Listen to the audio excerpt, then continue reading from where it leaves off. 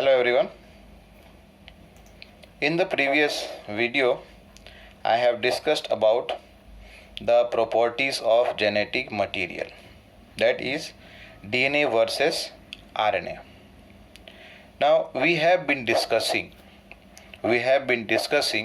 about as to what is the genetic material, whether it is the protein, whether the DNA or the RNA. The experiment that was carried out by Griffith, and then later on the biochemical characterization by three scientists. Who were they? Avery, that is Oswald Avery, Colin MacLeod, and McCarthy, that is Maclean McCarthy. And later on, this was followed by the experiment of Alfred Hershey and Martha Chase in 1952, who used the bacteriophage T2, that is T2 phage over here, and this T2 phage has DNA as genetic material. So they used this virus to infect the E. coli bacteria to see as to what is going to enter or what entered into the bacterial cell, whether the protein coat entered or the DNA entered. And they found out that it was the DNA that entered into the bacterial cell. Now coming to the properties what we have discussed. I had discussed in the previous video that there are certain criteria that a genetic material should fulfill, and over there we had discussed that DNA is more suitable to act like a genetic material. DNA is more suitable to act like a genetic material. Now coming to the next topic, that is the RNA world. What is the function or what are the functions that are carried by RNA? That is one question here. Which is the first genetic material? Now let us say that DNA has evolved to act like a genetic material. It is more stable as compared to RNA. But here in this question, what it is asking, what is or which is the first genetic material? So here RNA was the first genetic material. There are some evidences or enough evidences or proofs are available which suggest that the life processes in the living cell is somewhere around RNA only. Life processes like, for example, metabolism, breakdown or synthesis of substances, then translation, that is conversion of or synthesis of protein with the sequences that are present on the RNA, and then also splicing. This we will be discussing little later as to what is splicing here in case of eukaryote, not in case of prokaryote here. Now all these life processes have evolved around RNA only, because RNA over here acts like a adapter. Earlier we have discussed it works like an intermediate between DNA and the protein at present, according to the present knowledge that we have. But here we are talking about what? RNA, as to RNA was the first genetic material. And why we are saying so? Because some or most of the life processes are around this RNA only. RNA is used as a genetic material as well as it works as a catalyst. Means it is responsible for catalyzing some of the reactions that take place inside the living cell. So when we talk about catalyst inside the body or inside the living cell, that means we are talking about biocatalyst here. And these biocatalysts, they catalyze or speed up the reaction inside the living cell. And that's why here we are talking about biochemical reaction. Means some of the important biochemical reactions in living system are catalyzed by the RNA. That is the catalyst or the enzyme here made up of RNA. And these enzymes are not actually protein, they are made up of, here we are talking about RNA only. But RNA here, because it is becoming or because it is acting like a catalyst, this suggests that it is reactive. Is it right? RNA is a catalyst. And how it is going to catalyze some reaction unless and until it is itself not reactive. So that means what? Because of being a reactive substance or reactive molecule, it becomes unstable. Is it right? Because of being reactive, it becomes over here, or it behaves, or it becomes unstable. And in fact here, why it is reactive? Because of its instability. It should not take part or carry out any other reaction if it is stable. And therefore, what happened? The DNA evolved. Here it is said that what? That DNA has evolved from RNA with some chemical modifications that make it more stable. If you remember, in the earlier videos I have discussed about two structures or 2 points here, chemical differences. In case of the structure of ribose and deoxyribose sugar, presence of an extra or otherwise presence of OH group on second carbon of ribose, OH group, hydroxyl group, which makes it more reactive and susceptible to hydrolysis. And the second one, in the structure of thymine and uracil.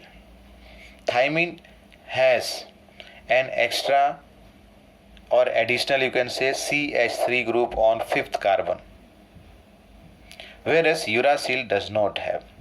And due to the presence of this methyl group on the fifth carbon of thymine, what happens? It becomes, or it makes it more stable, makes the DNA more stable. And then we have discussed about the structure of DNA, that when two chains are present or two strands are present running anti-parallel to each other, they are turning in opposite direction, but the maintaining the equal distance between the two chains or the strands. Hydrogen bonds between adenine and thymine, 2 hydrogen bond between adenine and thymine, and 3 hydrogen bond between cytosine and guanine. That makes the DNA more stable. That's why here what we are talking, that DNA has evolved from RNA, because RNA was reactive, it was unstable, so it could not work or it could not function as a genetic material. If you remember the criteria, when I had discussed the criteria of a genetic material, it should maintain its stability.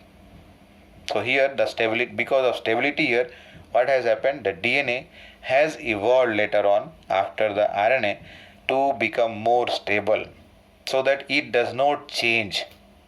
It does not change in the physiological condition, let us say, or the age, whatever. Now here the DNA double stranded and having complementary strand further resist changes by evolving a process of repair. We will be discussing little later on, topic will come there about the replication. We are going to start as such, but the main, how the replication takes place, what all enzymes are involved, how proofreading is done. If any mistake is left back in the chain of the newly synthesized DNA, then the replacement of a particular, let us say, nucleotide is done in place of the one which has been placed at a wrong position. All that is done in case of the DNA, and that is called as DNA repair. And if some nucleotides are placed at a wrong position, then that will be referred as mutation, and that is going to become then permanent. It is going to be inherited and passed into the next generation, and that is going to work like a evolution, or otherwise that will going to help in the process of evolution. Now coming to the next topic, that is replication. replication. What does replication means? Here we are talking about the synthesis of DNA. How DNA can synthesize its own copy. When we had discussed about the structure, double helix structure of DNA, Francis Crick, we had discussed this also, that Francis Crick, he proposed a central dogma, that is that DNA can replicate its own copy, means it can synthesize its own copy. Later on DNA can be transcribed into RNA, or otherwise let us say here in this mRNA, messenger RNA, and later on messenger RNA can carry out the process of translation to produce the protein. So similarly here we are talking about the synthesis of DNA. A copy of DNA was there. Now this DNA has to synthesize its own duplicate copy. So at the time when Watson and Crick had proposed the double helix structure of DNA, they also proposed as to how the replication of DNA takes place. Means what? They had proposed a scheme for replication of DNA. And if you quote the original statement that they had made, it goes this way: it has not escaped our notice. It has not escaped our notice that the specific pairing we have postulated immediately suggests a possible copying mechanism for the genetic material. Once again, it has not escaped our notice that the specific pairing we have postulated immediately suggests a possible copying mechanism for the genetic material. That was the statement made by Watson and Crick in 1953 when they had proposed the DNA double helix structure of DNA. And we have discussed about the complementary and we have discussed about the pairing. That is the pairing of adenine with thymine, pairing of cytosine with guanine. So according to that, what happens here? Let us try to understand here. Let us say that small segment over here, this is the part of original DNA. This is the part of original DNA. During replication, what happens? These two chains, they get separated. There are expenditure of energy. There is use of enzymes over here. Enzymes are there which can break the hydrogen bonding between the nitrogen base pair on the opposite chains over here. So with the help of enzyme, what happens? These two chains get separated. Now let us say that this is the original one. If you see here where it is going, the one which is pointing towards the lower side here and the one which is pointing over here, upper one. Both of these are original DNA chains. And these original DNA chains are referred as template chain, or simply we can call as what? Template strand.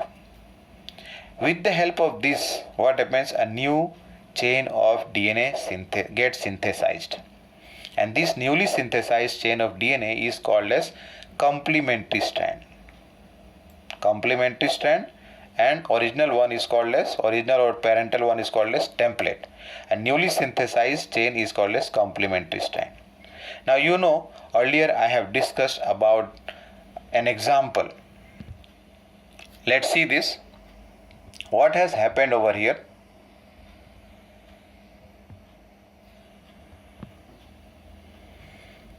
This is, let us say, the original chain or parental chain.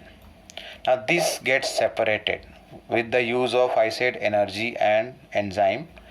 That lower one over here, I have little bit changed the color scheme. This is the template chain and over in this one is the template chain. Now with the help of the template chain, what happens? The newly synthesized, or otherwise the new chain of DNA is synthesized here. And according to the base pairing, if you remember, opposite to A will come T. Opposite to T, A will come, and opposite to G, C will come, and opposite to C, G will come. So based on that, this is the chain of the DNA which is newly synthesized. Likewise on the lower side over here. So this is In this, what is happening? The 50% of the DNA, that is the template chain, over here is maintained. One chain of the DNA is maintained over here.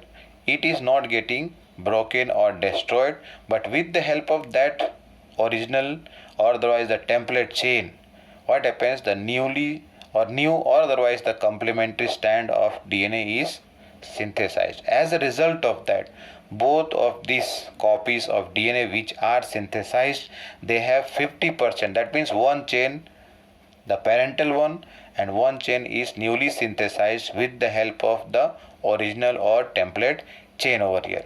And because of that, this replication of DNA is termed as semi-conservative DNA replication.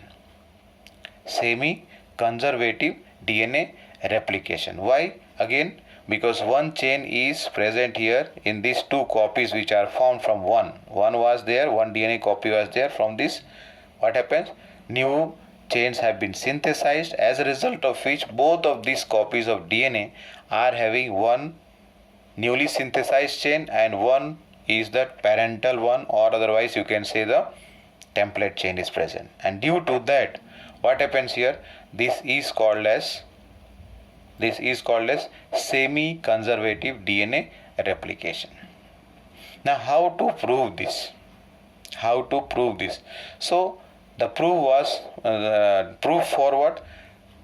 Semi-conservative DNA replication was provided by experiment that was conducted by two persons in 1958. These two persons are Matthew Meselson and Franklin Stahl.